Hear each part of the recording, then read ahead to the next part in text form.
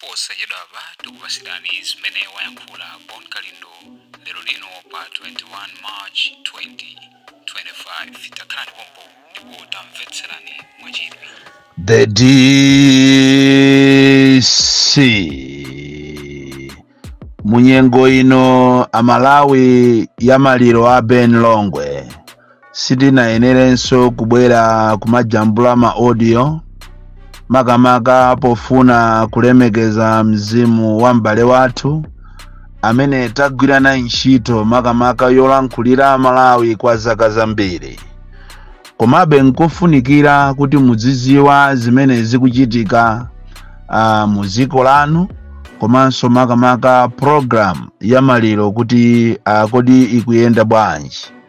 Chifukwa Malawi ambiri mukumayimba mafoni kutumiza ma message nicholinga kuti mudziwe kodi programu ya maliro ikuyenda bwanji, ndipo mama uno mundilole kuti ndikuziwiseni a Malawi kuti thupi la malemu Ben Longwe lichoka ku Blantyre lero ma 10 o'clock muno kuzera ku Lilongwe ulendo opita kwawo ku Nkhata Bay kumene mwambo okalowa m'manda uchitike mawa.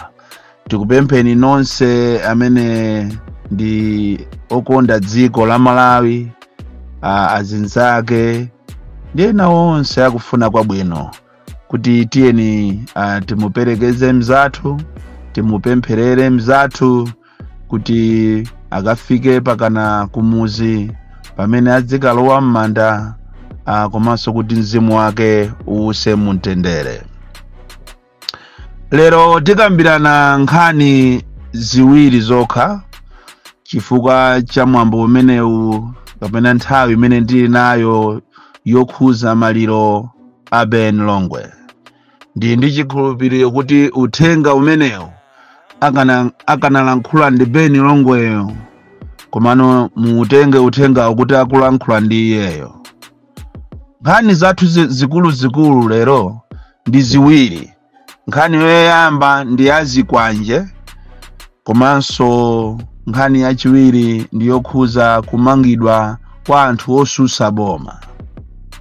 Ndikulankhula izi kuti nkhani yazikwanje pamene tikupita ku 2025 kulankhulira kwambiri, kudandaulira kwambiri zipani zosusa komanso kudandaulira machalichi komanso the donor community. Wherever you are, you must listen so attentively. Iyi nkhani iyi yazikwanje iyi inayamba kuyenda pang'ono tinkaona ngati itha komano pano ikukula.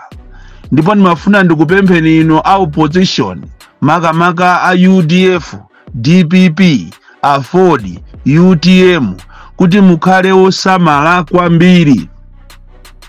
As we talk now, Lilongwe ikuoneka ngati slowly is becoming a no-go zone for opposition parties and for any other activity chimene chikuchitidwa dimu kukhala chosusana ndi boma.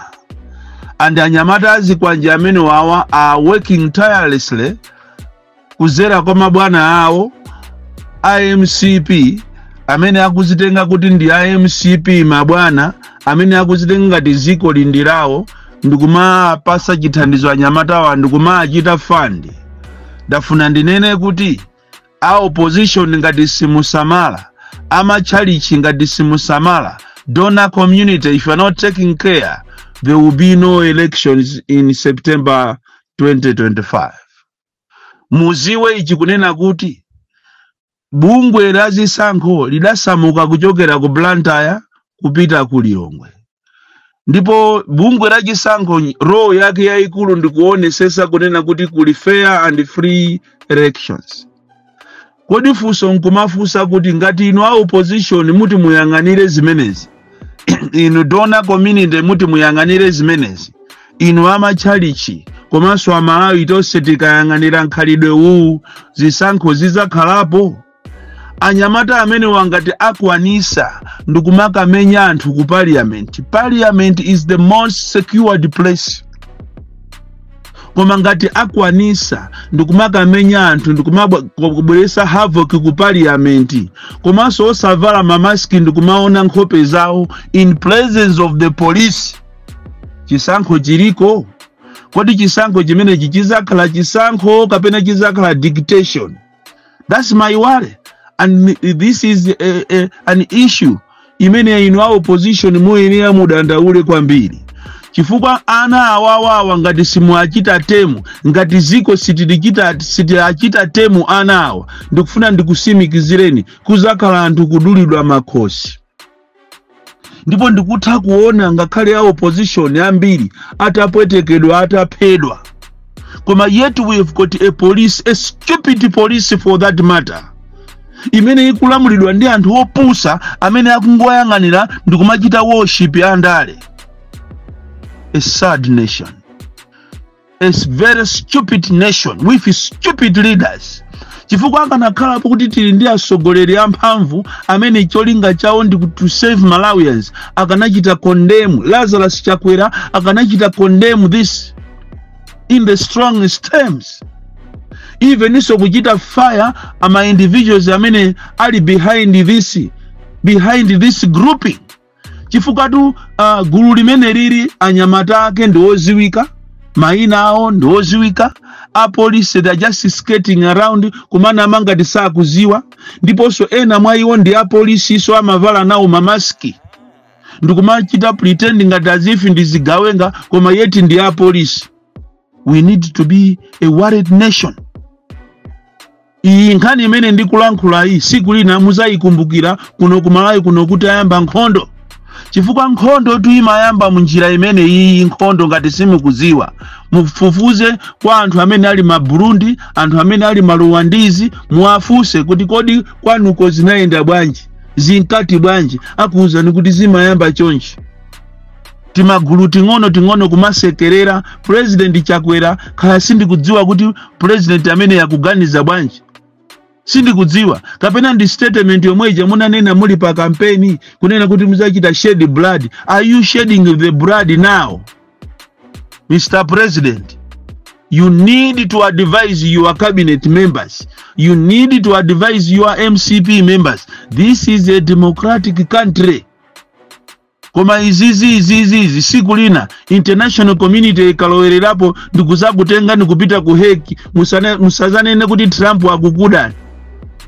Ma civil society organizations, you need to take, a leading role in condemning what Chakwera is doing. Chifukwa ngati akwanisa nyamata kukamenya anthu kukasokoneza parliament malo opsya kwambiri, parliament malo otetezedwa kwambiri, kuli bwanji iniyo ndikachipani kanuko? Ndiye anthu ataona zolakwika kumeki angapiteko? Siku limene linde kuti anthu azakwanisa kumatenga mabokosi aja ndikumaka ochonga ndikumaka siya station koma ali ndizi kwanji, ali ndi mfuti zimene agawana. Our mawu awamuza wakumbuka, we need to make a lot of noise to condemn what Chakwera government is doing and the MCP. These are serious issues. Alipo ngati ali MCP kuti mmakhala pa meeting ndikumaka ambirana kuti muzipanga zimene zizi, then we are a sick nation. Komanso ngati pali ma individuals amene akumapanga zimezi ati Chakwera's watch, then we are sick. Anayenera anthu amene wawakhala ndi minister amuchite temu komanso amuchite fire from the cabinet. Chifukwa izizi slowly zibweresa anake, slowly zibweresa nkhondo izizi. Anyamata amene wali ndi mphamvu kopsya mphamvu kuposa a police. Unfortunately, we have leaders that are protecting these or that are manning these institutions. Ma leaders opepera kwambiri.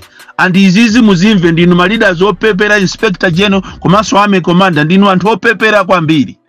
Kaya kukhala kumangana ni mangeni, koma izizi siku lina muzapesa mtundu wanu ubwino wake nkhondo ikabwera sizayang'ana kuti awa ndi yako andani. Si maona kuti uyu akuchokera ku polisi kwa inspector general kapena kwa army, imangopha basi futi imangopha nkhondo ikayamba. and zimene mukupanga zinawonso a opposition anati azuke leroli azipanga mutamangatu mukayamangetu koma you are leaving your members ndikumachita terrorize this country yeti apolisi mukuziona zonsezi koma you are not doing anything. Amalawi mulire kumene muliko mudandaule kumene muliko tili ndi mtsogoleri amene sanabwere kuzasogolera dziko lino koma wabwera kuti azayambise nkhondo in the name of Lazarus Chakwera amene so ndi mbusa for that matter.